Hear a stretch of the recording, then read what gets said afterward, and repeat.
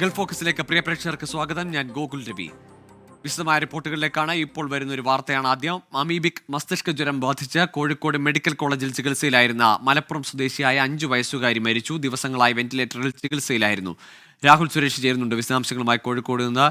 രാഹുൽ, അങ്ങനെ ജീവനായി പൊരുതി ആ കുട്ടി വിടവാങ്ങുന്നു. ഏറെ ദിവസങ്ങളായി ആരോഗ്യ പ്രവർത്തകരടക്കം കുട്ടിയെ ജീവിതത്തിലേക്ക് തിരിച്ചു കൊണ്ടുവരാനുള്ള പരിശ്രമത്തിലായിരുന്നല്ലോ. അമീബിക് മസ്തിഷ്ക ജ്വരം ബാധിച്ച 5 വയസ്സുകാരി ജീവിതത്തിലേക്ക് തിരിച്ചു വരുമെന്ന പ്രതീക്ഷയിലായിരുന്നു കുടുംബം. പക്ഷെ ആ പ്രതീക്ഷ അസ്തമിച്ചിരിക്കുന്നു. അല്പം മുമ്പാണ് കുട്ടിയുടെ മരണം സ്ഥിരീകരിച്ചിട്ടുള്ളത്. കഴിഞ്ഞ ഏറെ ദിവസങ്ങളായി കോഴിക്കോട് മെഡിക്കൽ കോളേജിൽ ചികിത്സയിലായിരുന്നു കുട്ടി. വെന്റിലേറ്ററിന്റെ സഹായത്തോടെയായിരുന്നു കുട്ടിയുടെ ജീവൻ നിലനിർത്തിയിരുന്നത്. ഗോകുൽ സൂചിപ്പിച്ച പോലെ തന്നെ 6 പേരടങ്ങുന്ന മെഡിക്കൽ ബോർഡ് രൂപീകരിച്ചുകൊണ്ട് പ്രത്യേക പരിചരണം നൽകിക്കൊണ്ടായിരുന്നു ഇതുവരെയും മുന്നോട്ട് പോയിക്കൊണ്ടിരുന്നത്. പക്ഷേ ആ ശ്രമഫലങ്ങളെല്ലാം അസ്തമിച്ചിരിക്കുന്നു. അത് പാഴായിരിക്കുന്നു. കുട്ടിയുടെ മരണമാണ് സ്ഥിരീകരിച്ചിട്ടുള്ളത്. കഴിഞ്ഞ ദിവസമായിരുന്നു മലപ്പുറം മൂന്നിയൂരിൽ വെച്ച് കുട്ടിക്ക് അപൂർവ രോഗം പിടിപെടുന്നത്. അതായത് കടലുണ്ടി പുഴയുടെ ഭാഗമായ മൂന്നിയൂരിൽ വെച്ച് സുഹൃത്തുക്കളോടൊപ്പം കുളിക്കുന്നതിനിടെയാണ് അമീബിക് മസ്തിഷ്ക ജ്വരം കുട്ടിയെ ബാധിക്കുന്നത്. ആദ്യഘട്ടത്തിൽ പനിയും തലവേദനയും ഉൾപ്പെടെയുള്ള രോഗങ്ങളായിരുന്നു വന്നത്. മാത്രമല്ല, പ്രാഥമികമായ ചികിത്സ നൽകിയ ശേഷമാണ് കോഴിക്കോട് മെഡിക്കൽ കോളേജിലേക്ക് എത്തിച്ചത്. ആദ്യഘട്ടത്തിൽ തന്നെ നടത്തിയ പരിശോധനയിൽ അമീബിക് മസ്തിഷ്ക ജ്വരമാണ് കുട്ടിക്കെന്ന് സ്ഥിരീകരിക്കുകയായിരുന്നു. ഈ രോഗത്തിന് കാര്യമായ മരുന്നുകൾ ഇല്ലാത്തതായിരുന്നു ചികിത്സയ്ക്ക് വെല്ലുവിളിയായി വന്നത്. 6 മരുന്നുകളുടെ മിശ്രിതം നൽകണമെന്നായിരുന്നു ആദ്യഘട്ടത്തിൽ ഈ ഡോക്ടർമാർ നിർദ്ദേശിച്ചിരുന്നത്. അതിൽ 5 മരുന്നുകൾ ലഭിച്ചിരുന്നു. ഒരു മരുന്ന് ലഭിക്കാത്തതായിരുന്നു പ്രധാനപ്പെട്ട വെല്ലുവിളി. അങ്ങനെ ഓരോ ദിവസം മുന്നോട്ട് പോകുമ്പോഴും കുട്ടിയുടെ നില അതീവ ഗുരുതരമായി തന്നെ വരികയായിരുന്നു. ഒടുവിൽ അല്പം മുമ്പാണ് കുട്ടിയുടെ മരണം സ്ഥിരീകരിച്ചിട്ടുള്ളത്. എന്താണെങ്കിലും അതിദാരുണമായ സംഭവമാണ് ഉണ്ടായിരിക്കുന്നത്. കേരളത്തിൽ തന്നെ ചുരുക്കം ആളുകൾക്ക് മാത്രമാണ് ഈ രോഗം പിടിപെട്ടിട്ടുള്ളത് എന്നതാണ് ഏറ്റവും പ്രധാനപ്പെട്ട കാര്യം. അതിൽ തന്നെ 99% ആളുകളും മരണപ്പെടുകയും ചെയ്തിട്ടുണ്ട്. എന്നാലും കുട്ടി ജീവിതത്തിലേക്ക് തിരിച്ചു വരുമെന്ന പ്രതീക്ഷ ഉണ്ടായിരുന്നു. ആ പ്രതീക്ഷ അസ്തമിച്ചിരിക്കുന്നു. അപൂർവ രോഗമായ അമീബിക് മസ്തിഷ്ക ജ്വരം ബാധിച്ച 5 വയസ്സുകാരിയാണ് ഇപ്പോൾ മരണപ്പെട്ടിട്ടുള്ളത്. ഗോകുൽ, ഉയർന്ന മരണനിരക്കുള്ള അപൂർവ രോഗമാണ്. പക്ഷേ ആ പ്രദേശത്ത് പുഴയിലടക്കം പിന്നീട് പരിശോധനകളിൽ, അല്ലെങ്കിൽ ഈ കുട്ടിക്കൊപ്പം കളിച്ച അല്ലെങ്കിൽ പുഴയിലിറങ്ങിയവർക്ക് ആർക്കും ഈ രോഗബാധ സ്ഥിരീകരിച്ചിട്ടില്ല. അതൊരു ആശ്വാസകരമായ സാഹചര്യം കൂടിയല്ലേ? തീർച്ചയായിട്ടും ഗോകുൽ. അതായത് ഈ കുട്ടി ഉൾപ്പെടെ 5 പേരായിരുന്നു ഈ കടലുണ്ടി പുഴയുടെ ഭാഗമായ ഈ സ്ഥലത്ത് മൂന്നിയൂരിലെ പുഴക്കടവിൽ കുളിച്ചത്. ഈ കുട്ടിക്ക് മാത്രമാണ് രോഗം സ്ഥിരീകരിച്ചത്. മറ്റ് 4 പേർക്ക് സംശയങ്ങൾ ഉണ്ടായിരുന്നു. അതായത് പനി ഉൾപ്പെടെയുള്ള ലക്ഷണങ്ങൾ ഉണ്ടായിരുന്നു. കോഴിക്കോട് മെഡിക്കൽ കോളേജിൽ ഈ 4 കുട്ടികളെയും അഡ്മിറ്റ് ചെയ്യുകയും ചെയ്തിട്ടുണ്ടായിരുന്നു. പരിശോധനാ ഫലങ്ങൾ നെഗറ്റീവ് ആയത് ആദ്യം തന്നെ ആശ്വാസകരമായിരുന്നു. പക്ഷേ ആരോഗ്യവകുപ്പിന്റെ നേതൃത്വത്തിൽ വലിയ രീതിയിലുള്ള മുന്നറിയിപ്പുകളും ജാഗ്രതാ നിർദ്ദേശങ്ങളും ഈ മൂന്നൂരിൽ പ്രഖ്യാപിച്ചിരുന്നു. അതനുസരിച്ചുള്ള നിർദ്ദേശങ്ങൾ അവിടെ നൽകുകയും ചെയ്തിരുന്നു. ഏറ്റവും ഒടുവിലാണ് അവരുടെ പരിശോധനാ ഫലങ്ങൾ നെഗറ്റീവ് ആണ് എന്ന് വന്നത്. പക്ഷേ ഈ കുട്ടിക്ക് രോഗം സ്ഥിരീകരിക്കുകയും നില അതീവ ഗുരുതരമായി തന്നെ മുന്നോട്ട് പോകുകയുമായിരുന്നു. അവസാന ഘട്ടങ്ങളിൽ കുട്ടി മരുന്നിനോട് പ്രതികരിക്കുന്നുണ്ടായിരുന്നില്ല. അബോധാവസ്ഥയിൽ തന്നെയായിരുന്നു കുട്ടി വെന്റിലേറ്ററിൽ ഉണ്ടായിരുന്നത്. വെന്റിലേറ്ററിന്റെ സഹായത്തോടെയായിരുന്നു കുട്ടിയുടെ ജീവൻ നിലനിർത്തിയിരുന്നത്. എങ്കിലും പ്രതീക്ഷയോടെ തന്നെയായിരുന്നു കുടുംബം മുന്നോട്ട് പോയിരുന്നത്. ഇതിൽ എടുത്തു പറയേണ്ടത്, ഒരു കുടുംബത്തിലെ തന്നെ കുടുംബക്കാരായ 5 പേർക്കാണ് സമാന രോഗലക്ഷണങ്ങൾ ഉണ്ടായത്. അതിൽ ഈ 5 വയസ്സുകാരിക്ക് രോഗം സ്ഥിരീകരിക്കുന്നു. മറ്റു 4 പേർക്ക് രോഗമുണ്ടെന്ന സംശയം ഉണ്ടായിരുന്നെങ്കിലും ആ 4 പേരുടെ പരിശോധനാ ഫലങ്ങളും നെഗറ്റീവ് ആവുകയായിരുന്നു. ഗോകുൽ സൂചിപ്പിച്ച പോലെ തന്നെ ഉയർന്ന മരണനിരക്കാണ് ഈ രോഗത്തിന്റെ ഏറ്റവും പ്രധാനപ്പെട്ട കാര്യം. ലോകത്ത് തന്നെ ഈ രോഗത്തോട് അതിജീവിച്ച ആളുകൾ വളരെ ചുരുക്കമാണ് എന്നാണ് പറയുന്നത്. കേരളത്തിൽ തന്നെ 7ഓളം പേർക്കെങ്ങാണ്ടാണ് ഇതുവരെ രോഗം സ്ഥിരീകരിച്ചിട്ടുള്ളത്. അതിൽ 6 പേരും മരിക്കുന്ന ഒരു സാഹചര്യമാണ് ഉണ്ടായത്. എന്താണെങ്കിലും അപൂർവ രോഗം ബാധിച്ച മലപ്പുറം മൂന്നിയൂർ സ്വദേശിയായ 5 വയസ്സുകാരി മരിച്ചു എന്നതാണ് ഇപ്പോൾ പുറത്തു വരുന്ന വാർത്ത. ഗോകുൽ, ശരി. അമീബിക് മസ്തിഷ്ക ജ്വരം ബാധിച്ച കുട്ടിയെ ജീവിതത്തിലേക്ക് മടക്കിക്കൊണ്ടുവരാനുള്ള ശ്രമങ്ങൾ പരാജയപ്പെടുന്നു. 5 വയസ്സുകാരി മരിച്ചു എന്ന വാർത്തയാണ് ഇപ്പോൾ പുറത്തുവരുന്നത്. ദിവസങ്ങളായി വെന്റിലേറ്ററിൽ ചികിത്സയിലായിരുന്നു. രാഹുൽ സുരേഷാണ് കോഴിക്കോട് നിന്ന് വിവരങ്ങൾ പങ്കുവച്ചത്. മറ്റൊരു വാർത്തയിലേക്ക്. പെരിയാറിൽ വ്യാപകമായി മത്സ്യങ്ങൾ ചത്തുപൊങ്ങുന്നു. ആലുവ എടയാറിൽ വ്യവസായ മേഖലയ്ക്ക് സമീപമാണ് സംഭവം. ഫാക്ടറിയിലെ രാസമാലിന്യങ്ങൾ പുഴയിൽ കലർന്നതായി സംശയം. എബിൻ ജോസ് ചേരുന്നുണ്ട് വിശദാംശങ്ങളുമായി.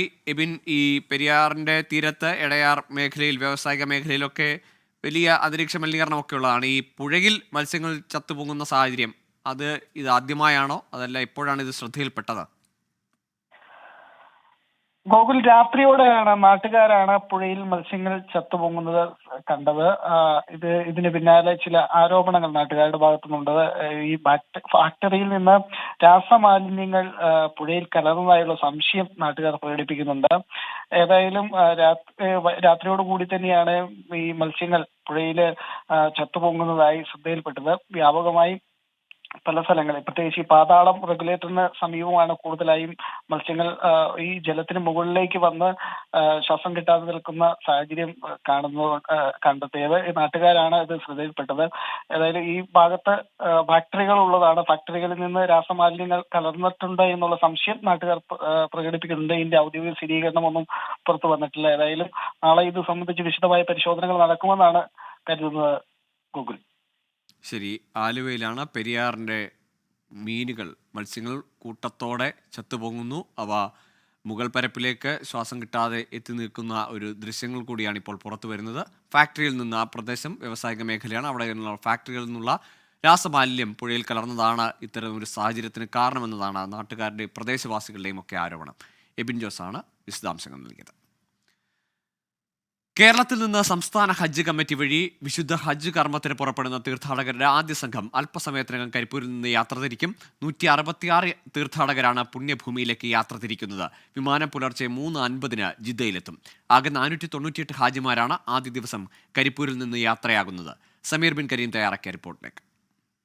കരിപ്പൂർ വിമാനത്താവളത്തിൽ നിന്നാണ് ആദ്യ സംഘം പുറപ്പെടുന്നത്. രാത്രി 12:05 ആദ്യ സംഘം കരിപ്പൂരിൽ നിന്നും യാത്ര തിരിക്കുക. സൗദി സമയം 3:50 ഈ വിമാനം ജിദ്ദയിൽ എത്തുക എന്നുള്ളതാണ് നമുക്ക് മനസ്സിലാക്കാൻ കഴിയുന്നത്. മലപ്പുറം ജില്ലാ കളക്ടറാണ് ഈ ഹജ്ജ് ഹൗസിൽ വെച്ച് യാത്രയുടെ ഫ്ലാഗ് ഓഫ് കർമ്മം നിർവഹിച്ചത്. ഹജ്ജ് കമ്മിറ്റി ചെയർമാൻ സി മുഹമ്മദ് ഫൈസിയും ഈ ചടങ്ങിൻ്റെ ഭാഗമായി എത്തിയിരുന്നു. ജൂൺ 9 വരെയാണ് കരിപ്പൂർ ഹജ്ജ് ക്യാമ്പ് തുടരുക എന്നുള്ളതാണ് നമുക്ക് മനസ്സിലാക്കാൻ കഴിയുന്നത്. ഇത്തവണ 17,853 പേരാണ് സംസ്ഥാന ഹജ്ജ് കമ്മിറ്റി മുഖേന ഹജ്ജിന് പോകുന്നത് എന്നുള്ളതാണ്. കരിപ്പൂരിൽ നിന്ന് 10,430 പേർ, കൊച്ചിയിൽ നിന്ന് 4,273 പേർ, കണ്ണൂരിൽ നിന്ന് 3,135 പേർ. ഇതിന് പുറമെ ചെന്നൈ, മുംബൈ, ബംഗളൂരു എന്നിവരിൽ നിന്നും ഹജ്ജ് തീർത്ഥാടനത്തിന് മലയാളികൾ പോകുന്നുണ്ട് എന്നുള്ളതാണ് നമുക്ക് ലഭ്യമായിരിക്കുന്ന വിവരം. വളരെ സന്തോഷത്തിലാണ്. ഇങ്ങനൊരു അവസരം ലഭിച്ച അള്ളാഹുവിനെ സർവ്വസ്തുതിയും. അള്ളാഹുവിൻ്റെ തൗഫീഖാണ് ഹജ്ജിനൊക്കെ കിട്ടുന്ന ഭാഗ്യം. അള്ളാഹു തആല യാത്ര വളരെ എളുപ്പമാക്കട്ടെ എന്ന് പ്രാർത്ഥിക്കുകയാണ്. ആദ്യ ഹജ്ജ് കർമ്മമാണ് ചെയ്തത്.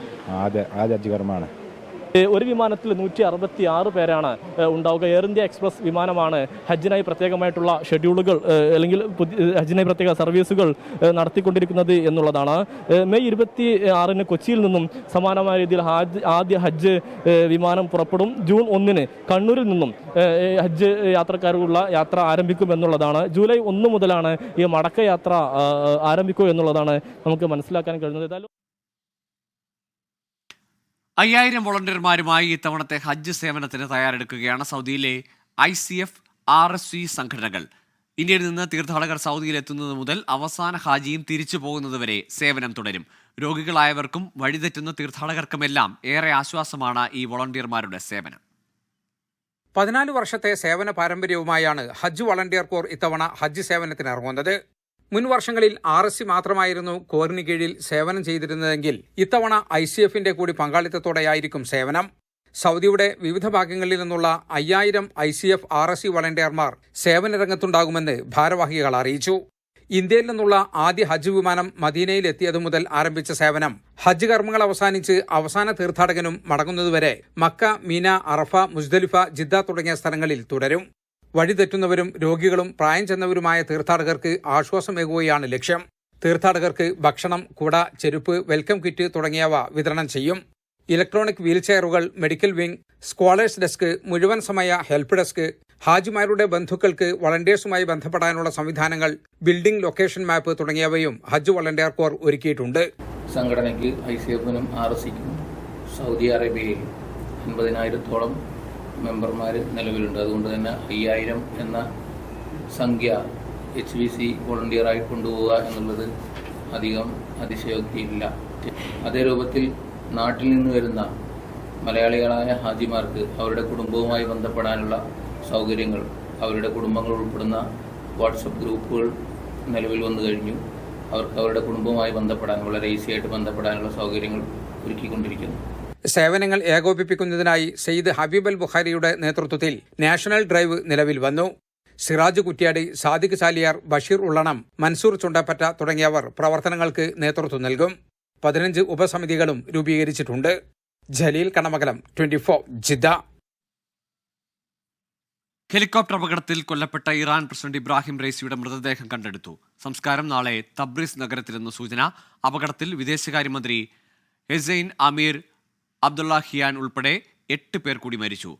ലോക നേതാക്കൾ അനുശോചനം രേഖപ്പെടുത്തി. ഇറാന്റെ പുതിയ പ്രസിഡന്റായി മുഹമ്മദ് മൊഖാബർ ചുമതലയേറ്റു. ഇബ്രാഹിം റൈസിയുടെയും ഒപ്പമുണ്ടായിരുന്ന വിദേശകാര്യമന്ത്രി അമീർ അബ്ദുള്ളാഹിയാൻ ഉൾപ്പെടെയുള്ളവരുടെയും മരണം സ്ഥിരീകരിച്ചതിന് പിന്നാലെയാണ് മൃതദേഹങ്ങൾ കണ്ടെടുത്തത്. കനത്ത മഞ്ഞും തണുപ്പും രക്ഷാപ്രവർത്തനം ദുഷ്കരമാക്കി. മൃതദേഹങ്ങൾ കണ്ടെടുത്തതോടെ രക്ഷാപ്രവർത്തനം അവസാനിപ്പിച്ചതായി ഇസ്ലാമിക് റിപ്പബ്ലിക് റെഡ് ക്രസന്റ് മേധാവി പിർ ഹൊസൈൻ കൊലിവാന്ത് അറിയിച്ചു. IRCS പ്രവർത്തകരും സൈന്യവും സംയുക്തമായാണ് രക്ഷാപ്രവർത്തനം നടത്തിയത്. രക്തസാക്ഷികളെ അടക്കം ചെയ്ത കിഴക്കൻ അസർബൈജാനിലെ ടബ്രിസിലേക്കാണ് മൃതദേഹങ്ങൾ കൊണ്ടുപോയത്. ഇറാനും അസർബൈജാനും സംയുക്തമായി നിർമ്മിച്ച 3ാമത്തെ അണക്കെട്ടിന്റെ ഉദ്ഘാടനം കഴിഞ്ഞ് മടങ്ങവെയാണ് ഇറാൻ പ്രസിഡന്റ് ഇബ്രാഹിം റൈസിയും സംഘവും സഞ്ചരിച്ചിരുന്ന അമേരിക്കൻ നിർമ്മിത ബെൽ 212 ഹെലികോപ്റ്റർ തകർന്നത്. വിദേശകാര്യമന്ത്രി അമീർ അബ്ദുള്ളാഹിയാൻ, കിഴക്കേ അസർബൈജാൻ ഗവർണർ മാലിക് റഹ്മത്തി, രാഷ്ട്രപതിയുടെ സുരക്ഷാസേനാ മേധാവി, പരമോന്നത നേതാവ് അയത്തുള്ള ഖമേനെയിയുടെ പ്രതിനിധി എന്നിവരാണ് പ്രസിഡന്റിനൊപ്പം കൊല്ലപ്പെട്ടത്. ഇറാന്റെ പുതിയ പ്രസിഡന്റായി വൈസ് പ്രസിഡന്റായിരുന്ന മുഹമ്മദ് മൊഖാബർ ചുമതലയേറ്റു. അലി ബഖേരി കാനിയാണ് വിദേശകാര്യമന്ത്രി. പ്രസിഡന്റിന്റെ വിയോഗത്തെ തുടർന്ന് പരമോന്നത നേതാവ് അയത്തുള്ള ഖമേനി രാജ്യത്ത് 5 ദിവസത്തെ ദുഃഖാചരണം പ്രഖ്യാപിച്ചു. പ്രധാനമന്ത്രി നരേന്ദ്രമോദി ഉൾപ്പെടെ ലോക നേതാക്കളും അനുശോചനം രേഖപ്പെടുത്തി. International desk, 24. Iran president Ebrahim Raisi കൊല്ലപ്പെട്ടതിൽ അട്ടിമറി സാധ്യത സംശയിച്ച് സോഷ്യൽ മീഡിയ. ഇസ്രയേൽ ചാരസംഘടന മൊസാദിനെ പ്രതിക്കൂട്ടിലാക്കുകയാണ് പലരും. എന്നാൽ റൈസിയുടെ മരണത്തിൽ പങ്കില്ലെന്ന് ഇസ്രയേൽ വ്യക്തമാക്കി. ഇറാൻ പ്രസിഡന്റ് ഇബ്രാഹിം റൈസിയും വിദേശകാര്യമന്ത്രി അമീർ അബ്ദുല്ലാഹിയാനും സഞ്ചരിച്ച ഹെലികോപ്റ്റർ തകർന്നു വീഴുക, യാത്രക്കാർ എല്ലാവരും കൊല്ലപ്പെടുക, ഒപ്പമുള്ള 2 ഹെലികോപ്റ്ററുകൾ സുരക്ഷിതമായി കടന്നുപോവുക. Social media സംശയമുയർത്താൻ വൈകിയില്ല. ഇതും ഇതിനപ്പുറവും ചെയ്യുന്നവരാണ് ഇസ്രയേൽ ചാരസംഘടന മൊസാദ് എന്ന ആരോപണവുമായി പലരുമെത്തി. അതിർത്തി കടന്നുള്ള രഹസ്യ പദ്ധതികൾ നടപ്പാക്കാൻ വിദഗ്ധരാണ് മൊസാദ്. 1 മാസം മുമ്പ് ഡമാസ്കസിൽ ഒരു ഇറാൻ ജനറലിനെ ഇസ്രയേൽ വധിച്ചിരുന്നു. പിന്നാലെ ഇറാൻ ഇസ്രായേലിലേക്ക് മിസൈൽ ആക്രമണവും നടത്തി. ഇങ്ങനെ ഇരു രാജ്യങ്ങൾക്കുമിടയിൽ സംഘർഷത്തിന്റെ കാർമേഘം ഉരുണ്ടുകൂടിയതിനിടെയാണ് ഇബ്രാഹിം റൈസി കൊല്ലപ്പെടുന്നത്. ഇറാന്റെ ആണവശാസ്ത്രജ്ഞരെ ഇറാൻ മണ്ണിൽ തന്നെ കൊല ചെയ്തെന്ന ആരോപണവും മൊസാദിന് നേരെയുണ്ട്. ഇറാൻ ആണവായുധ പദ്ധതിയുടെ പിതാവ് മൊഹ്സിൻ ഫക്രിസാദ ദുരൂഹ സാഹചര്യത്തിൽ കൊല്ലപ്പെട്ടിട്ട് ഏറെയായിട്ടില്ല. കൃത്യതയാർന്ന ബെൽജിയൻ നിർമ്മിത തോക്ക് ആധുനിക റോബോട്ടിൽ ഘടിപ്പിച്ചായിരുന്നു കൊലപാതകം. ആയുധങ്ങൾ പാർട്സുകളായി ഇറാനിലേക്ക് കടത്തിയെന്നാണ് അന്ന് ന്യൂയോർക്ക് ടൈംസ് റിപ്പോർട്ട് ചെയ്തത്. 1000 മൈൽ അകലെയിരുന്ന് കമ്പ്യൂട്ടർ സ്ക്രീനിൽ കണ്ടാണ് കൊലപാതകം നടത്തിയത്. മൊഹ്സിനൊപ്പം കാറിലുണ്ടായിരുന്ന ഭാര്യയ്ക്ക് ഒന്നും സംഭവിച്ചിട്ടില്ല. ഫേഷ്യൽ റിക്കഗ്നേഷൻ സോഫ്റ്റ്വെയർ ഉപയോഗിച്ചതിനാൽ ഉന്നമിട്ട മൊഹ്സിൻ മാത്രം കൊല്ലപ്പെട്ടു. പിന്നെയും ഇറാന്റെ 4 ആണവശാസ്ത്രജ്ഞർ കൊല്ലപ്പെട്ടിട്ടുണ്ട്. ഇസ്രായേൽ പൗരന്മാരെ ആക്രമിക്കാൻ പദ്ധതിയിട്ടവരെ ഇറാന്റെ മണ്ണിൽ കടന്ന് രഹസ്യമായി പിടികൂടുന്നതും അവരുടെ കുറ്റസമ്മത വീഡിയോ പുറത്തുവിടുന്നതും മൊസാദിന് പുതുമയല്ല. ഇറാദിന്റെ ഖുദ് സേനാ തലവൻ ഖാസിം സുലൈമാനിയെ ഇറാൻ മണ്ണിൽ വെച്ചാണ് കൊലപ്പെടുത്തിയത്. ഇതിലും മൊസാദിനു നേരെ ആരോപണം നീണ്ടു. 2021 ജൂണിൽ കരാജിലെ സെൻട്രിഫ്യൂജ് നിർമ്മാണ കേന്ദ്രത്തിനെതിരായ ആക്രമണത്തിലും 2022 കെമാൻഷാ സൈനിക കേന്ദ്രത്തിനെതിരായ ആക്രമണത്തിലും ഇറാൻ പ്രതിസ്ഥാനത്ത് നിർത്തിയത് മൊസാദിനെ. ഇപ്പോൾ ഇബ്രാഹിം റൈസി കൊല്ലപ്പെട്ടപ്പോൾ മൊസാദിനെതിരെ സംശയമുന ചൂണ്ടുന്നെങ്കിലും അതിനുള്ള സാധ്യത കുറവെന്ന് ചിലർ പറയുന്നു. ഒരു രാജ്യത്തലവനെ വധിച്ച് നേരിട്ടുള്ള യുദ്ധം ഇസ്രായേൽ ക്ഷണിച്ചു വരുത്തില്ലെന്നാണ് ഇവരുടെ വാദം. മോശം കാലാവസ്ഥയും പഴഞ്ചൻ ബെൽ 212 ഹെലികോപ്റ്റർ ഉപയോഗിച്ചതുമാണ് റൈസിയുടെ ദാരുണാന്ത്യത്തിന് കാരണമായി ചിലർ ചൂണ്ടിക്കാട്ടുന്നത്. ഇറാനിൽ തന്നെ റൈസിക്കെതിരെ എതിർപ്പുള്ള ധാരാളം പേരുണ്ടെന്നത് മറ്റു ചിലർ എടുത്തുകാട്ടുന്നു. ഇറാന്റെ പരമാധികാര സ്ഥാനത്തേക്ക് ഇബ്രാഹിം റൈസി കടന്നുവരുന്നത് ഒഴിവാക്കാൻ ശ്രമിച്ചവർ അപകടത്തിന് പിന്നിലുണ്ടോ എന്ന് സംശയിക്കുന്നവരുമുണ്ട്. ഏതായാലും റൈസിയുടെ മരണത്തിൽ ദുരൂഹതയുണ്ടെന്ന് വാദിക്കുകയാണ് ചിലർ. International desk, 24. സങ്കീർണമായിരുന്ന ഇന്ത്യ ഇറാൻ ബന്ധത്തിൽ പുതിയ അധ്യായം എഴുതി ചേർക്കാൻ ഭരണാധികാരി എന്ന നിലയിൽ ഇബ്രാഹിം റൈസിക്ക് സാധിച്ചു. അഭിപ്രായ വ്യത്യാസങ്ങൾ തുടരുന്നതിനിടയിൽ തന്നെ സാധ്യമായ മേഖലകളിലെല്ലാം ഇരു രാജ്യങ്ങളിലും സഹകരണം ഉറപ്പാക്കി. ഇറാന്റെ നിലപാടുകളെ അന്താരാഷ്ട്ര വേദികളിൽ പലപ്പോഴും ഇന്ത്യ തള്ളിയിട്ടുണ്ട്. ഇസ്രയേൽ ഹമാസ് യുദ്ധത്തിൽ ഇന്ത്യ ഇസ്രയേലിനെ തള്ളിപ്പറയാതിരുന്നതും ഇറാൻ അംഗീകരിക്കാൻ കഴിയുന്നതായിരുന്നില്ല. എന്നാൽ അഭിപ്രായ വ്യത്യാസങ്ങൾ നയതന്ത്ര ബന്ധത്തെ ഉലച്ചില്ല എന്നത് ശ്രദ്ധേയമാണ്. അതിന് പ്രധാന കാരണം ഭരണാധികാരി എന്ന നിലയിൽ റെയ്സിയുടെ ഭാഗത്തുനിന്നുണ്ടായ ഇടപെടലുകളാണ്. ഇറാനിലെ തന്ത്രപ്രധാനമായ ചബഹാർ ഷാഹിദ് ബെഹഷ്തി തുറമുഖ ടെർമിനലിന്റെ നടത്തിപ്പിനായി ഇന്ത്യയും ഇറാനും മെയ് 13 കരാറിലേർപ്പെട്ടു. ആദ്യമായാണ് ഒരു വിദേശ തുറമുഖത്തിന്റെ നടത്തിപ്പ് ചുമതല ഇന്ത്യ ഏറ്റെടുക്കുന്നത്. പാകിസ്ഥാനിൽ ചൈനയുടെ ചിലവിൽ നിർമ്മിച്ച ഗ്വാദർ തുറമുഖത്തുനിന്ന് 200 കിലോമീറ്റർ മാത്രം ദൂരത്തിലുള്ള ചബഹാർ തുറമുഖത്ത് വൻ വികസന സാധ്യതകളാണ് ഇന്ത്യ തുറന്നുവച്ചിരിക്കുന്നത്. അതിനെ ഇബ്രാഹിം റൈസി പിന്തുണയ്ക്കുകയും ചെയ്തു. ചബഹാർ പൂർണ്ണമായും പ്രവർത്തനസജ്ജമാകുന്നതോടെ ഇന്ത്യയിലേക്കുള്ള പഞ്ചസാര, അരി എന്നിവയുടെ ഇറക്കുമതി എളുപ്പത്തിലാകും. എണ്ണ ഇറക്കുമതി ചെലവിലും കാര്യമായ കുറവുണ്ടാകും. 24 ഡൽഹി. ഇറാൻ പ്രസിഡന്റ് ഇബ്രാഹിം റൈസിയുടെയും വിദേശകാര്യമന്ത്രി ഹുസൈൻ അമീർ അബ്ദുല്ലാഹിയാന്റെയും മരണത്തിൽ UAE president Sheikh Mohamed bin Zayed Al Nahyan അനുശോചിച്ചു. ദുഷ്കരമായ സമയത്ത് UAE ഇറാനൊപ്പം നിൽക്കുമെന്നും അദ്ദേഹം വ്യക്തമാക്കി. റിയാദിൽ നിന്ന് ഹൈദരാബാദിലേക്കുള്ള എയർ ഇന്ത്യ വിമാനം 5 മണിക്കൂർ വൈകി. ഇന്ന് വൈകിട്ട് 3:05 റിയാദിൽ നിന്ന് ഹൈദരാബാദിലേക്ക് പുറപ്പെടേണ്ട വിമാനം രാത്രി 8 മണിക്കാണ് പുറപ്പെട്ടത്. കോഴിക്കോട്, കൊച്ചി, തിരുവനന്തപുരം എന്നിവിടങ്ങളിലേക്കുള്ള കണക്ഷൻ ഫ്ലൈറ്റിൽ പോകേണ്ട യാത്രക്കാർ ഉൾപ്പെടെ 100-ലധികം പേരാണ് ദുരിതത്തിലായത്. വിമാനം എപ്പോൾ പുറപ്പെടുമെന്ന് അറിയിക്കാൻ പോലും വിമാന കമ്പനി അധികൃതർ തയ്യാറായില്ലെന്ന് യാത്രക്കാർ ആരോപിച്ചു. കുവൈറ്റിൽ തന്ത്രപ്രധാനമായ വികസന പദ്ധതികൾ ത്വരിതപ്പെടുത്തുന്നതിന് എല്ലാ സർക്കാർ ഏജൻസികളും തമ്മിലുള്ള സ്ഥിരമായ സഹകരണവും തുടർച്ചയായ ഏകോപനവും ആവശ്യമാണെന്നും പ്രധാനമന്ത്രി ഷെയ്ഖ് അഹമ്മദ് അൽ അബ്ദുള്ള മന്ത്രിമാരോട് ആവശ്യപ്പെട്ടു. സ്വദേശികളും വിദേശികളും ഉൾപ്പെടെ രാജ്യനിവാസികൾക്ക് മുന്നിൽ സദാസമയവും സർക്കാർ കാര്യാലയങ്ങളുടെ വാതിൽ തുറന്നിടാൻ മന്ത്രിമാർ തയ്യാറാകണമെന്നും അദ്ദേഹം കൂട്ടിച്ചേർത്തു. സെയ്ഫ് പാലസിൽ ചേർന്ന മന്ത്രിസഭാ യോഗത്തിലാണ് അദ്ദേഹം ഇക്കാര്യം വ്യക്തമാക്കിയത്. UAEയിൽ കാലാവസ്ഥാ വ്യതിയാനം രൂക്ഷമാവാൻ സാധ്യതയെന്ന് വിദഗ്ധർ. മുൻവർഷങ്ങളിലേതിനേക്കാൾ അസ്ഥിര കാലാവസ്ഥയുടെ തീവ്രത വർദ്ധിക്കും. വേനലിന്റെ ദൈർഘ്യം കൂടുമെന്നും ഖലീഫ യൂണിവേഴ്സിറ്റിയിലെ senior research scientist doctor Diana Francis പറഞ്ഞു. ഏപ്രിൽ 16 റെക്കോർഡ് മഴ ആഗോളതാപനം മൂലമാണെന്നും ഡോക്ടർ ഡയാന വ്യക്തമാക്കി. കലാലയം സാംസ്കാരിക വേദി ദമാം സോൺ സംഘടിപ്പിച്ച പുസ്തക ചർച്ച എഴുത്തുകാരനും പ്രഭാഷകനുമായ P. ഹരീന്ദ്രനാഥ് ഉദ്ഘാടനം ചെയ്തു. ബെന്യാമിന്റെ കുടിയേറ്റം എന്ന പുസ്തകത്തെ ആസ്പദമാക്കി നടന്ന ചർച്ചയിൽ മുസ്തഫ മുക്കൂട് ആമുഖ ഭാഷണം നടത്തി. ലുക്മാൻ വിളത്തൂർ മോഡറേറ്ററായി. ജിഷാദ് ജാഫർ, അബ്ദുൽ ഹക്കീം, റിയാസ് സഖാഫി, ഷംനാദ്, സബൂർ, സഗീർ എന്നിവർ നേതൃത്വം നൽകി. ഷംനാദ് തിരുവനന്തപുരം സ്വാഗതവും സ്വാദിഖ് ഹരിപ്പാട് നന്ദിയും പറഞ്ഞു. സിറോ മലബാർ സൊസൈറ്റിയുടെ സിംസ് വർക്ക് ഓഫ് മേഴ്സി പുരസ്കാരം സിസ്റ്റർ ലൂസി കുര്യന് സമ്മാനിച്ചു.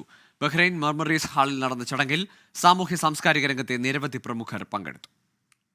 സീറോ മലബാർ സൊസൈറ്റിയുടെ 2024 സിംസ് വർക്ക് ഓഫ് മേഴ്സി പുരസ്കാരം മഹേർ ഫൗണ്ടേഷൻ സ്ഥാപക സിസ്റ്റർ ലൂസി കുര്യന് സമ്മാനിച്ചു. മർമറീസ് ഹാളിൽ നടന്ന ചടങ്ങിൽ ബഹ്റിനിലെ ഇന്ത്യൻ അംബാസിഡർ വിനോദ് K. ജേക്കബാണ് പുരസ്കാരം സമ്മാനിച്ചത്. നിരാലംബരായ സ്ത്രീകൾക്കും കുട്ടികൾക്കുമായി മഹേർ ഫൗണ്ടേഷനിലൂടെ ചെയ്യുന്ന പ്രവർത്തനങ്ങളാണ് സിസ്റ്റർ ലൂസിയെ പുരസ്കാരത്തിന് അർഹയാക്കിയത്. വിനോദ് ജേക്കബ് വിശിഷ്ടാതിഥിയായി. Tree of Life Charity Society chairman Khalil Al Dailami, father Saji Thomas എന്നിവർ പങ്കെടുത്തു. ബഹ്റിൻ മീഡിയ സിറ്റി ചെയർമാനും മാനേജിംഗ് ഡയറക്ടറുമായ ഫ്രാൻസിസ് കൈതാരത്തിന് സിംസ് സോഷ്യൽ ബെനവലൻസ് അവാർഡും ഗൾഫ് ഒലിവ് ട്രേഡിംഗ് ചെയർമാനും MD-യുമായ ജിമ്മി ജോസഫിന് സിംസ് ബിസിനസ് എക്സലൻസ് അവാർഡും ഖലീൽ അൽ ദൈലാമി നൽകി. SIMS general secretary Sabin Kuriakose സ്വാഗതമാശംസിച്ച ചടങ്ങിൽ പ്രസിഡന്റ് ഷാജൻ സെബാസ്റ്റ്യൻ അധ്യക്ഷനായി. Indian school chairman advocate Binu Mannil, മുതിർന്ന മാധ്യമപ്രവർത്തകൻ Soman baby, Bahrain Kerala Samajam general secretary Varghese Karakkal, doctor Cherian, SIMS കുടുംബാംഗങ്ങൾ എന്നിവർ പങ്കെടുത്തു. SIMS vice president Jeevan Chacko നന്ദി രേഖപ്പെടുത്തി. 24 Bahrain. Atlas Kerala Strikers super cup cricket tournament നൈജീരിയയിൽ സമാപിച്ചു. ലാഗോസ് തമിഴ് സംഘം ടീമിനെ 1 വിക്കറ്റിന് പരാജയപ്പെടുത്തി സൂപ്പർ ടൈറ്റാൻ ക്രിക്കറ്റ് ക്ലബ് കിരീടം കരസ്ഥമാക്കി. ഇക്കേജ പോലീസ് കോളേജ് ഗ്രൗണ്ടിൽ നടന്ന മത്സരത്തിൽ 16 ടീമുകൾ പങ്കെടുത്തു. അറ്റ്ലസ് ഡയറക്ടർ സന്തോഷ് എബ്രഹാം ഉദ്ഘാടനം ചെയ്തു. കേരള സമാജം വൈസ് പ്രസിഡന്റ് ഐസക് ആന്റണി ആശംസകൾ അറിയിച്ചു. ബിലീവേഴ്സ് ഈസ്റ്റേൺ ചർച്ച് സഭാധ്യക്ഷൻ അത്തനേഷ്യസ് യോഹാൻ മെത്രാപ്പൊലീത്തയ്ക്ക് നാടിന്റെ അന്ത്യാഞ്ജലി. തിരുവല്ലയിലെ ബിലീവേഴ്സ് കൺവെൻഷൻ സെന്ററിൽ പൊതുദർശനം തുടരുകയാണ്. രാഷ്ട്രീയ മത സാമുദായിക രംഗത്തെ പ്രമുഖർ അന്തിമോപചാരം അർപ്പിച്ചു. നാളെ രാവിലെ 11 മണിക്കാണ് സംസ്കാരം.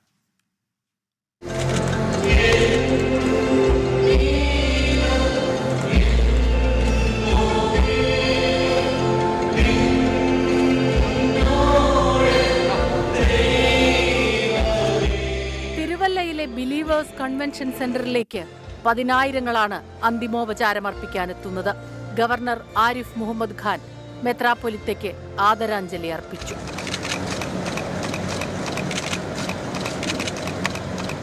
മന്ത്രിമാരായ VN Vasavan, Saji Cherian, P Prasad, LDF convener EP Jayarajan, AICC general secretary KC Venugopal, CPIM സംസ്ഥാന സെക്രട്ടറി MV ഗോവിന്ദൻ എന്നിവർ അന്തിമോപചാരമർപ്പിച്ചു. നാളെ രാവിലെ 9 മണിവരെയാണ് പൊതുദർശനം. 10 മണിക്ക് പള്ളിയിലേക്ക് വിലാപയാത്രയായി മൃതദേഹം കൊണ്ടുപോകും. 11 മണിയോടെ സാമുവേൽ മാർ തെയോഫിലോസ് എപ്പിസ്കോപ്പയുടെ കാർമ്മികത്വത്തിൽ കബറടക്ക ശുശ്രൂഷ ആരംഭിക്കും. 24 തിരുവല്ല. കുവൈറ്റിൽ മലയാളി വനിതയെ മരിച്ച നിലയിൽ കണ്ടെത്തി. വയനാട് സ്വദേശിനി അജിത വിജയനാണ് മരിച്ചത്. സുലൈബിയ ഏരിയയിൽ സ്പോൺസറുടെ വീട്ടിലാണ് മരിച്ച നിലയിൽ കണ്ടെത്തിയത്. നടപടിക്രമങ്ങൾ പൂർത്തിയാക്കിയ ശേഷം മൃതദേഹം നാട്ടിലേക്ക് കൊണ്ടുപോകുമെന്ന് സുഹൃത്തുക്കൾ അറിയിച്ചു. സംസ്ഥാനത്ത് കനത്ത മഴ തുടരുകയാണ്. നാളെ കോട്ടയം, ഇടുക്കി, പത്തനംതിട്ട ജില്ലകളിൽ അതിതീവ്ര മഴയ്ക്കുള്ള റെഡ് അലർട്ട് നൽകിയിട്ടുണ്ട്. മഴ 5 ദിവസം കൂടി തുടരുമെന്നാണ് കാലാവസ്ഥാ വകുപ്പ് അറിയിച്ചത്.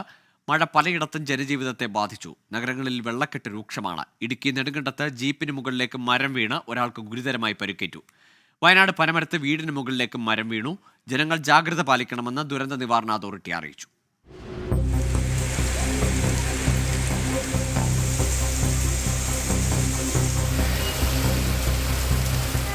ഇന്നലെ തുടങ്ങിയ മഴ ചെറിയ ഇടവേളകൾ എടുത്തതല്ലാതെ പൂർണ്ണമായി തോർന്നില്ല.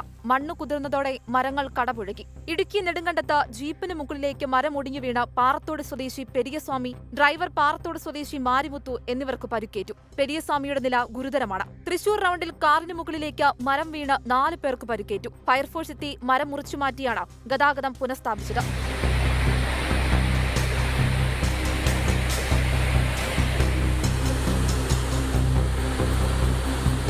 വയനാട് പനമരത്ത് വീടിന് മുകളിൽ മരം വീണു. അമ്മാനി നഞ്ചനമൂല കോളനിയിൽ ബാലൻ, മഞ്ജു എന്നിവരുടെ വീടിനാണ് നാശനഷ്ടമുണ്ടായത്. മലപ്പുറം താനൂർ എടക്കപ്പുറത്ത് നിർമ്മാണത്തിലിരിക്കുന്ന കെട്ടിടത്തിന്റെ മതിലിടിഞ്ഞു. സമീപത്തെ വീട്ടുമുറ്റത്ത് ഇരുന്ന 2 ബൈക്കുകൾ തകർന്നു. ഒരാൾക്ക് പരുക്കേറ്റു. കൊച്ചി നഗരത്തിൽ വിവിധ ഭാഗങ്ങളിൽ വെള്ളക്കെട്ട് രൂപപ്പെട്ടു. കുട്ടനാട് കൈനകരയിൽ വീടുകളിൽ വെള്ളം കയറി.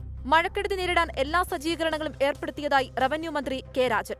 കേരളത്തിൽ റെഡ് അലർട്ടും മഴ ശക്തമാകുമെന്നുള്ള കാലാവസ്ഥാ വകുപ്പിന്റെ മുന്നറിയിപ്പും പരിഗണിച്ചുകൊണ്ട് ശക്തമായിട്ടുള്ള ഇടപെടലുകൾ ദുരന്ത നിവാരണ വകുപ്പ് എന്ന നിലയിൽ അവരെടുത്ത് പോകുന്നുണ്ട്. അതുമായി ബന്ധപ്പെട്ട എല്ലാ വകുപ്പുകൾക്കും പ്രത്യേക നിർദ്ദേശം കൊടുത്തിട്ടുണ്ട്. പത്തനംതിട്ടയിലെ മലയോര മേഖലയിൽ മഴ കനത്തതോടെ അച്ചൻകോവിലാറിൽ ജലനിരപ്പ് ഉയർന്നു. ഗവി അടക്കമുള്ള വിനോദസഞ്ചാര കേന്ദ്രങ്ങളിൽ യാത്രാവിലക്കുണ്ട്. കോട്ടയത്ത് പാല, ഈരാറ്റുപേട്ട, മുണ്ടക്കയം ഭാഗങ്ങളിലാണ് കനത്ത മഴ.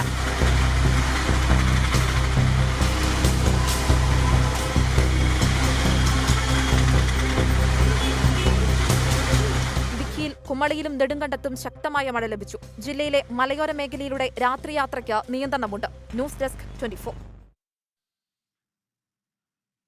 നെടുമ്പാശ്ശേരി അവയവക്കടത്തിന്റെ കൂടുതൽ വിവരങ്ങൾ പുറത്ത്. പാലക്കാട് സ്വദേശി അവയവക്കടത്തിനായി ഇറാനിലെത്തിച്ചെന്ന് പ്രതി സാബിത്ത് നാസർ സമ്മതിച്ചെന്ന് പോലീസ്. ഡോണർമാർക്ക് 6 ലക്ഷം രൂപ വരെ നൽകും. റിമാൻഡ് റിപ്പോർട്ടിന്റെ പകർപ്പ് 24 ലഭിച്ചു. പിടിയിലായ തൃശൂർ സ്വദേശി സാബിത്ത് നാസർ അവയവക്കടത്ത് സംഘത്തിലെ പ്രധാന കണ്ണിയെന്ന് സ്ഥിരീകരിക്കുന്നതാണ് പോലീസിന്റെ റിമാൻഡ് റിപ്പോർട്ട്. കഴിഞ്ഞ വർഷം മാത്രം 20 പേരെ സാബിത്ത് ഇറാനിലേക്ക് കടത്തി. ഇതിൽ പാലക്കാട് സ്വദേശി ഷമീറും ഉൾപ്പെടുന്നു. സാമ്പത്തിക ലാഭം ലക്ഷ്യമിട്ടാണ് സാബിത്തിന്റെ റിക്രൂട്ട്മെന്റ്. അവയവം നൽകുന്നവർക്ക് 6 ലക്ഷം രൂപ വരെ നൽകിയിരുന്നു. ബംഗളൂരു, ഹൈദരാബാദ് എന്നിവിടങ്ങളിൽ നിന്ന് യുവാക്കളെ ഇറാനിലേക്ക് എത്തിച്ചതായി സാബിത്ത് പോലീസിന് മൊഴി നൽകിയിട്ടുണ്ട്. അവയവക്കടത്ത് മാഫിയെ പിടിച്ചുകെട്ടണമെന്ന് IMA ആവശ്യപ്പെട്ടു. അവരുടെ നെറ്റ്വർക്ക് വളരെ സ്ട്രോങ് ആണ്. അവർ പലതരത്തിലുള്ള പലപ്പോഴും സാമൂഹികവും സാമ്പത്തികമായും പിന്നോക്കം നിൽക്കുന്ന ആൾക്കാരിലെ അത്തരം വിഭാഗങ്ങളെ ചൂഷണം ചെയ്തുകൊണ്ടുള്ള ചില പ്രക്രിയകളിലൂടെയാണ് അവർ ഇത്തരം ആൾക്കാരെ ഒരു അവയവദാന പ്രക്രിയയിലേക്ക് തള്ളിവിടുന്നത്. അങ്കമാലി മജിസ്ട്രേറ്റ് കോടതിയിൽ ഹാജരാക്കിയ സാബിത്തിനെ റിമാൻഡ് ചെയ്തു. ഇയാളെ കസ്റ്റഡിയിൽ വാങ്ങി വിശദമായി ചോദ്യം ചെയ്യാനാണ് പോലീസിന്റെ തീരുമാനം. ഇയാളുടെ കൂട്ടാളികളിലേക്കും പോലീസ് അന്വേഷണം വ്യാപിപ്പിച്ചു. 24 കൊച്ചി. പെരുമ്പാവൂരിൽ നിയമവിദ്യാർത്ഥിനിയെ ബലാത്സംഗം ചെയ്ത് കൊലപ്പെടുത്തിയ കേസിലെ പ്രതിയുടെ വധശിക്ഷ ഹൈക്കോടതി ശരിവെച്ചു. കേസിൽ കുറ്റവിമുക്തനാക്കണമെന്ന പ്രതി അമീറുൽ ഇസ്ലാമിന്റെ ആവശ്യവും ഹൈക്കോടതി തള്ളി. കേസ് അപൂർവങ്ങളിൽ അത്യപൂർവമെന്നും ഇത്തരം സംഭവങ്ങൾ ആവർത്തിക്കാതിരിക്കാനാണ് കടുത്ത ശിക്ഷയെന്നും ഹൈക്കോടതി വ്യക്തമാക്കി. ജസ്റ്റിസുമാരായ PB സുരേഷ് കുമാർ, എസ് മനു എന്നിവരടങ്ങിയ ഡിവിഷൻ ബെഞ്ചാണ് സുപ്രധാന വിധി പുറപ്പെടുവിച്ചത്. പ്രോസിക്യൂഷൻ സമർപ്പിച്ച DNA സാമ്പിളുകൾ ഉൾപ്പെടെയുള്ള ശാസ്ത്രീയ തെളിവുകൾ വിശ്വസിക്കാമെന്ന് ഹൈക്കോടതി വ്യക്തമാക്കി. വീടിന്റെ വാതിൽക്കട്ടിളയിൽ നിന്നും പെൺകുട്ടിയുടെ ചുരിദാറിൽ നിന്നും കണ്ടെത്തിയ രക്തസാമ്പിളുകൾ തെളിവായി സ്വീകരിക്കാമെന്നും കോടതി ഉത്തരവിൽ ചൂണ്ടിക്കാട്ടി. കേസ് അപൂർവങ്ങളിൽ അപൂർവമെന്നും സമൂഹത്തിനു വേണ്ടിയുള്ള നീതിയാണ് നടപ്പാക്കുന്നതെന്നും ഡിവിഷൻ ബെഞ്ച് പറഞ്ഞു. പ്രതി ചെയ്ത ക്രൂരതയ്ക്ക് അർഹമായ ശിക്ഷ കിട്ടിയെന്നായിരുന്നു നിയമവിദ്യാർത്ഥിനിയുടെ അമ്മയുടെ പ്രതികരണം. അവൻ മരിച്ചു കാണാൻ ആ ഒരു ദിവസം കാത്തു നോക്കിയിരിക്കുന്നതാണ് ഞാൻ. കണ്ണിൽ എണ്ണീച്ച് എൻ്റെ മോൻ്റെ ജീവനെടുത്ത് അന്ന് തുടങ്ങി. അപ്പം അതുകൊണ്ട് എത്രയും വേഗം അവനെ കൊല്ലാവോ അത്രയും നന്നായിരിക്കും. അപ്പം ഇനി നാളെ നമുക്ക് ഒരു എല്ലാ പെണ്ണുങ്ങൾക്ക് സമാധാനത്തോടുകൂടി ഈ നമ്മുടെ രാജ്യത്ത് ഇന്ത്യ കേരളത്തിനകത്ത് ജീവിക്കാൻ പറ്റും. കോടതി വിധി കേൾക്കാൻ നിയമവിദ്യാർത്ഥിനിയുടെ അമ്മയും സഹോദരിയും കോടതിയിൽ എത്തിയിരുന്നു. താൻ കുറ്റം ചെയ്തിട്ടില്ലെന്നും പോലീസ് കെട്ടിച്ചമച്ച തെളിവുകളാണ് തനിക്കെതിരെ വിചാരണാ കോടതി പരിഗണിച്ചതെന്നുമായിരുന്നു പ്രതിയുടെ അപ്പീലിലെ വാദം. 2016 ഏപ്രിൽ 28-നാണ് പെരുമ്പാവൂരിൽ നിയമവിദ്യാർത്ഥിനി കൊല്ലപ്പെട്ടത്. അപൂർവങ്ങളിൽ അപൂർവമെന്നാണ് വധശിക്ഷ ശരിവെച്ച് ഹൈക്കോടതിയുടെ നിരീക്ഷണം വന്നത്. ശാസ്ത്രീയ തെളിവുകൾ വിശ്വാസയോഗ്യമെന്നും ഹൈക്കോടതി വിലയിരുത്തുന്നു. അതായത് സുപ്രീം കോടതിയിൽ അപ്പീൽ പോയാലും പ്രതിഭാഗത്തിന് പ്രതീക്ഷ വേണ്ടെന്ന സാരം. എസ് ശ്രീകാന്ത്, 24, കൊച്ചി. ദിമിത്രിയോസ് ഡിയാമന്റക്കോസ് കേരള ബ്ലാസ്റ്റേഴ്സ് വിട്ടു. ഇൻസ്റ്റഗ്രാം പോസ്റ്റിലൂടെ ദിമിത്രിയോസ് തന്നെയാണ് ക്ലബ്ബ് വിടുന്ന കാര്യം അറിയിച്ചത്. ബ്ലാസ്റ്റേഴ്സിന്റെ കാലത്തെ മികച്ച ഗോൾ വേട്ടക്കാരനാണ് ഗ്രീക്ക് താരമായ ദിമിത്രിയോസ്.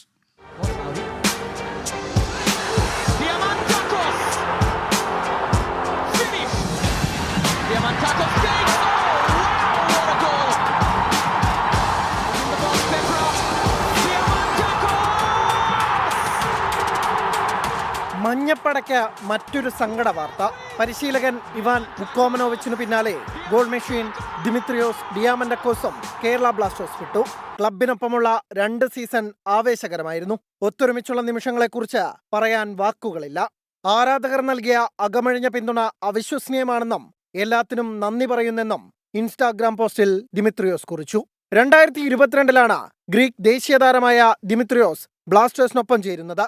44 മത്സരങ്ങളിൽ കൊമ്പന്മാർക്കായി ബൂട്ടുകെട്ടിയ ദിമി 28 ഗോളോടെ ക്ലബിന്റെ എക്കാലത്തെയും മികച്ച ഗോൾ വേട്ടക്കാരനായി.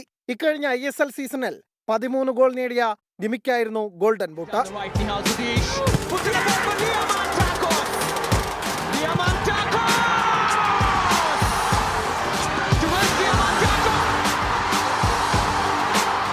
ദിമിത്രിയോസിന്റെ പുതിയ തട്ടകം എവിടെയെന്ന് വ്യക്തമല്ല. മുംബൈ സിറ്റി, ഈസ്റ്റ് ബംഗാൾ തുടങ്ങിയ ക്ലബ്ബുകൾ മികച്ച ഓഫറുമായി ദിമിത്രിയോസിന് പിന്നാലെ ഉണ്ടായിരുന്നു. മെച്ചപ്പെട്ട ഓഫർ ലഭിക്കാത്തതും ഇവാൻ വുക്കോമനോവിച്ചിന്റെ പടിയിറക്കവുമാണ് ദിമിത്രിയോസ് ബ്ലാസ്റ്റേഴ്സ് വിടുന്നതിന് വഴിയൊരുക്കിയതെന്നാണ് റിപ്പോർട്ടുകൾ. Sports desk 24. ഇതോടെ ഗൾഫ് ഫോക്കസ് പൂർണ്ണമാകുന്നു. Good night. ലോകത്തെവിടെയായാലും ഏത് സമയത്തും 24 വാർത്തകളും ഓഗ്മെന്റഡ് റിയാലിറ്റി പാക്കേജുകളും എക്സ്പ്ലെയിനറുകളും വിശദമായി കാണാൻ ഞങ്ങളുടെ യൂട്യൂബ് ചാനൽ നിങ്ങൾക്ക് സബ്സ്ക്രൈബ് ചെയ്യാം.